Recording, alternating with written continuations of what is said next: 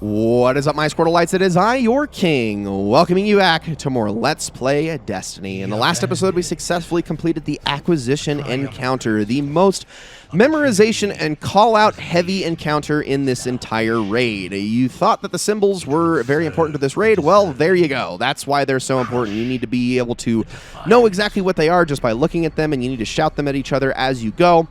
Granted, that is probably the most memorization-heavy encounter in the entire raid. The symbols are still important, but it's the only time where all 6 people are going to need to know them. You can get away with only like half the group knowing them for pretty much the rest of the raid. However, this next one is going to be really interesting because we're going to have very split jobs this time around, as opposed to people working together in groups of 2. They're going to be working together in groups of 3, kind of, but doing incredibly different things as opposed to all of the same thing as you go. Now, this next encounter is like right here. You don't have to go through a big traversal section to get to it. It's just immediately waiting for us. In fact, he is sitting right up there at the top of the stairs just kind of hanging out. That is the Caretaker, and he is the boss that we're going to be fighting in this one. So instead of ad clear being important this time, DPS is going to be much more important.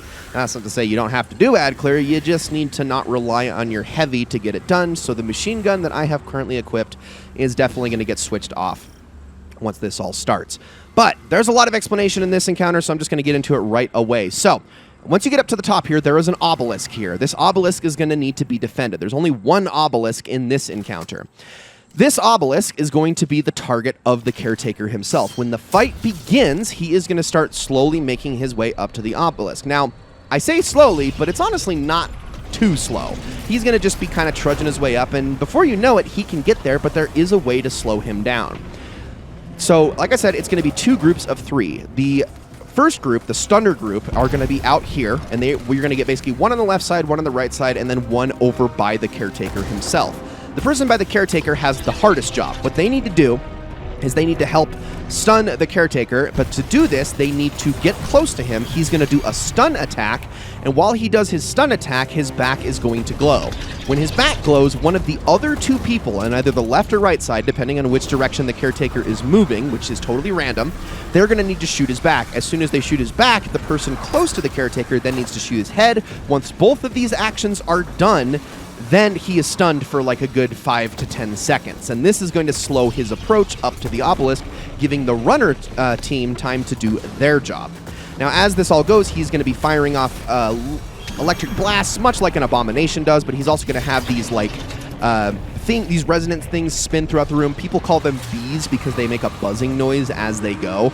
But yeah, they're going to go all throughout the room. You can shoot them to stop them from doing damage to you, but they hurt quite a bit as well. Basically, Stunner Group just has to keep firing at him and keep stunning him over and over to stop and slow his approach as much as he can. The Runner Group, which is the group I was a part of, is going to make their way into the room, and they are going to be collecting symbols.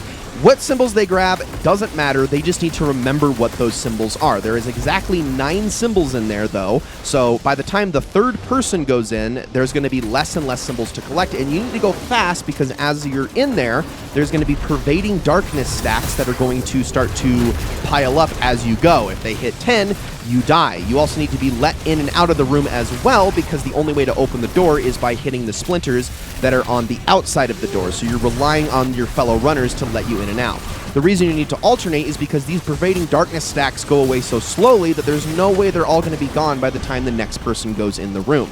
So you need to be constantly communicating with each other and telling each other when you're ready, and then as soon as you come out, you need to shout the 3 symbols, and you all need to shoot them on the obelisk, much the same way as we did in the Acquisition encounter. So, I mean, it's pretty self-explanatory how to get to the DPS phase, but then there's the DPS phase itself, which we just did. Now, whichever way the Caretaker has gone, and like I said, it's random, he is going to head towards the obelisk. If he doesn't reach it in time, because if he does, you all wipe. If he does not reach it in time, and you've finished the entire encounter, what's going to happen is the plate nearest, and you can see these plates on the ground, although I'm not really like looking at them immediately, but you'll see them again in the DPS phase. They're going to start to glow, okay, this one plate. And what you need to do is your team needs to all jump on the plate. They need to start shooting at him as fast as they possibly can, up until you get a message that says that the plate begins, or the platform begins to fade. Then you're going to move on to the middle plate, making your way basically the opposite direction. Stand on that plate, do damage, and then finally make your way to the last plate, do damage for as much as you can, and then that's the DPS phase. That's it. There is a damage threshold that is on the health bar that you actually need to make it past, because if you don't do that, you are not going to have nearly enough, there's not going to be nearly as much health gone as you need to kill the Caretaker in the final stand, because this fight has a required last stand. We'll talk about that when we get to it. So you need to be doing a lot of damage very, very quickly. So I'm going to be heading into the room now, and I get to explain my role a little bit more as I go, and also completely miss my shot. So I'm going to be jumping around all over the room. As you go up each floor in this encounter, these rooms are going to get progressively more treacherous. So like the first room didn't really have any bottomless pits in it. The second one has a single bottomless pit in the middle that you can fall in, but you just got to jump over it. The third and final room is going to have a lot of bottomless pits, so you're going to need to be parkouring from platform to platform as you run through here. Now, I am going very slowly with these. I'm almost at ×9. In fact, I think I might actually die here. We'll see if I can get out in time. Oh, barely made it. See, that's how close you can get. Like, I can barely see. So I'm just shouting them off to everybody and telling them to gather on the obelisk so we can shoot this. There we go. Called out all 3 symbols that I got. That is enough. Since I am always the final runner, that means we're just waiting for the Caretaker to get here. Now, the plate closest to him is going to be the one that we're going to do damage from. We don't want to step on it prematurely. I didn't there. I almost did, but I didn't. And as soon as it glows, we're all going to gather on it and we're going to start doing damage. So wait for him to get into position. Sometimes it can glow early, which can be very annoying, but then you just need to shoot him in the head, and so I'm using a linear fusion rifle here to do as much damage as I can. He also has a very big head, which makes it easy, but as you can see, the current well begins to fade, so once that happens, you got maybe 1 or 2 more seconds before you need to run to the next spot and do damage. All the while, he's still going to be attacking us. He's still going to be shooting out his backpack bees. All this is going to be important. But the thing is you can't just outright nuke the guy. That's the only downside to the Caretaker, because if you try to outright nuke him, it's just going to stop you and make you go to the next floor. You're not allowed to just brute force this entire encounter, no matter how good your DPS is. You have to go through all 3 floors, which requires you to actually know the mechanics. You can't just like beat it in a one phase and go, oh, well, we're done, because it's going to require you to get to the final stand. So it stopped us before we even got to that 3rd well for more damage and forced us to go on to the next floor. That's what happens when you overdo it with the damage. So first person goes in. Now, let me explain some alternate team compositions here really quickly, because I said before that it can be 2 or 3 people doing each job. Generally, the person that is on, so a stunner team first, the person that is on the side of the room as the Caretaker, not the one at his feet, but the other 2 that are on the sides, really only the one on the side of the Caretaker matters a lot in that particular moment. So the other person is given a lot more freedom and carte blanche to kind of move wherever they want around the room, so they can kind of help with other things, especially because enemies are going to spawn next to the obelisk as well, and some of them can fill it up quickly, much like in the last encounter.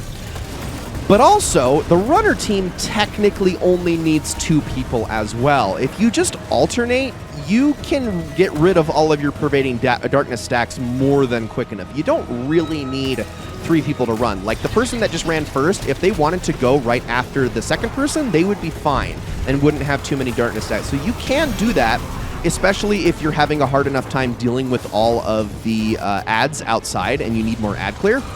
That 3rd person, instead of being a runner, can be out there to designate on ad clear or protect the obelisk and whatnot, which when we do master or challenge or contest runs of this raid, that's generally what my team does, because the runner job is actually, as far as staying alive, the easiest part. The only part that can be hard about this is sometimes not finding all of the symbols throughout the room, because you never know which ones your teammates have grabbed, and sometimes they can be in very weird spots or just nowhere near where you first looked for the symbols. So you can sometimes have a hard time getting to all of them and getting all turned around.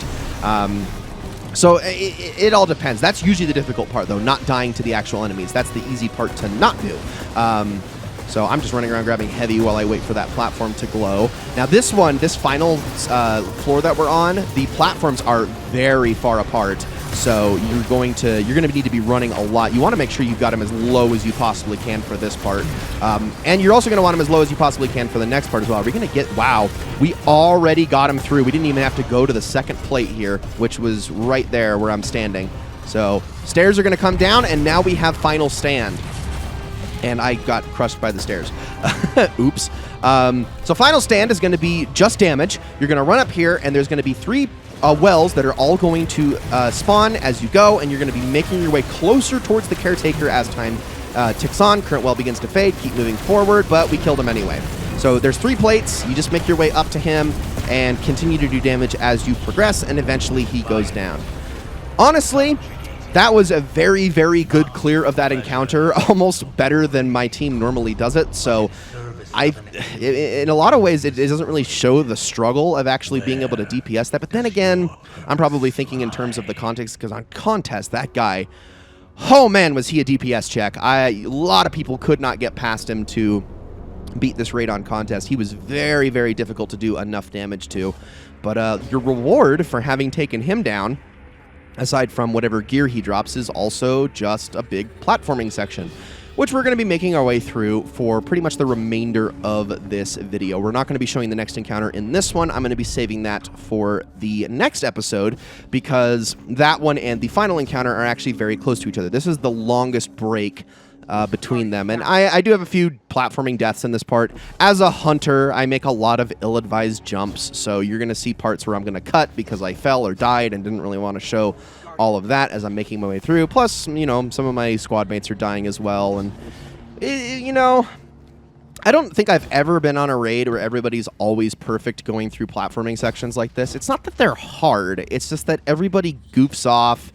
And, you know, you have moments where, like, you have a brain fart and you're like, wait, can I go this way? And then you can't, which I believe the reason I cut right there was because I did go the wrong way and ended up getting stuck and probably jumped the wrong way and died, which happens all the time. It happens all the time, especially if you don't do this raid a crazy ton. In this recording right here, that of this exact run-through of Vow Disciple is actually one of the earlier ones that I've done. I've run this raid many more times since then, so I know it a lot better now. This was probably only like the 3rd or 4th run-through I ever did of this raid. Something around there. Like, I did a contest run. I did one immediately after contest. I may have done one other since then, and then there was this run, which was a while. But granted, well, no, actually, that's probably not true now that I think about it, because this was a later season that I recorded this in during, so maybe I'm wrong. Maybe I'm wrong. I don't know. I've definitely run this raid more since recording this, though. I can tell you that. Like I said, this is my favorite raid, and we've only begun to get into why I love the Caretaker encounter, which is technically called Collection, by the way. I love that encounter a lot, but it's not my favorite part. In fact, I think these encounters only get better as we go throughout this raid, which is an awesome, awesome bit of pacing. Oh, by the way, aside from my teammate killing my other teammate there, this is what I'm talking about by the visuals in this place being so unbelievably striking. So here in the pyramid, Rolk has basically murdered a worm god and is using that worm god to power up his ship, or to power up specifically what he calls the Upended. Now, the Upended is that giant, do I call it trapezoidal? It's like an obelisk that's, the thing that's directly above the worm god's head.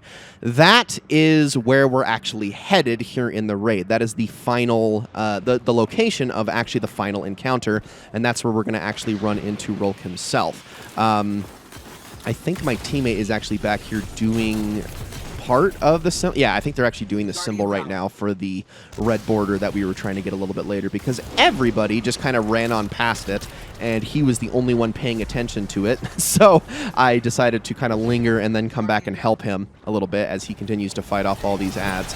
But everyone else can, I guess, just continue along, and then so can we after I have helped him. Okay, so as we make our way through here, I guess it's worth talking about Rolk just a little bit more, at least what we understand of the guy, because, again, we don't really know everything about his title. I said before that he's kind of just this, I wouldn't say unfeeling. In fact, I would go as far to say that Rolk is incredibly prideful. He's very arrogant, very sure of himself because of his many great conquests, because of the things that he's done to become as powerful as he is. I mean, we call him the first disciple of the Witness, but what exactly does that entail? We'll talk about that a little bit later. To understand Rolk's motivation, though, basically, he's done so much damage, he's destroyed so many civilizations, he's killed so many countless races that he kind of just doesn't really have much else to live for. So the witness kind of gave him the new purpose. It's not that he's a very idealistic person. He's not. In fact, I would almost go as far to say that Rolk has more of the mindset of a psychopath. He's just all about destroying and feeling more powerful than everyone else and feeling a sense of control above everything else. I mean, a good example is his own people. He used to be part of his own proud race back in the day, and he murdered them all. Yeah, that's right. He just straight up killed them all. He was basically just such an edgy dickhead that he felt, you know what, my own people need to die. And then after he wiped them out, he's like, well, I was able to do that. Let's go wipe out the next one and the next one. And he just basically kept doing this all throughout the system. There are so many creatures and species within the lore that Rolk has destroyed and subjugated and, you know, just made a part of his conquest, essentially. But he's kind of unfeeling in that way. He kind of doesn't care. He's just out there to destroy everything, and that's it. Which, I mean, it makes it sound like he's not a ridiculously deep character, and in some ways he's not. But he's also probably the most villainous of all of the villains that Destiny has had thus far, possibly even more so than Oryx, because even Oryx at least had some ideals. Oryx had a purpose. He had something that he specifically believed in, which was the sword logic. Rolk doesn't really have any of that. Rolk is more just, I want to feel stronger than everything else, and I will destroy it all, and everything will kneel before me. And that's it. And he kind of is basically just like, well, I'm serving the witness because it's the one thing I know is more powerful than me, but it will allow me to continue doing what I love to do. And that's it. But again, not knowing entirely about the witness beyond what we've seen in that final cutscene. So, I don't know. It's hard to get into like all the details that I want to about Rolk because so much of it is still a mystery. Even if, and that's mostly the tangential stuff to the witness, but even if Rolk himself is, you know, important to this entire raid, this is probably, of all of the raids we've done, this is probably the one where we know what's going on inside of it. We know the backstory of everything inside of it the least, at least upon entering it the first time. We'll learn more later, but right now, there's not a ton that we're necessarily aware of, and Rolk is a mystery, which kind of is what makes him so threatening.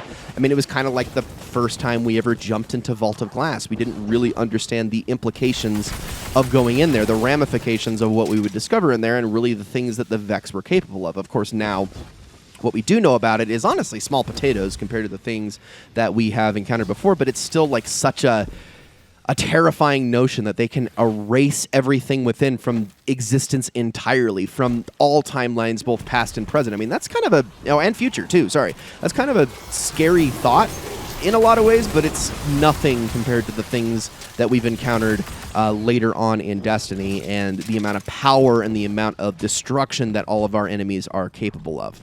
But all right, we are done here. We are going to be heading on into the next encounter at the beginning of the next episode, which is called Exhibition. It is an amazing encounter, one of my favorites. In fact, I go back and forth on whether or not this encounter or the last encounter is my favorite in the raid. So I hope you're all looking forward to that. Guys, thank you all so very much for watching. I hope you enjoyed this episode of Let's Play Destiny very much, and I will see you all in the next one.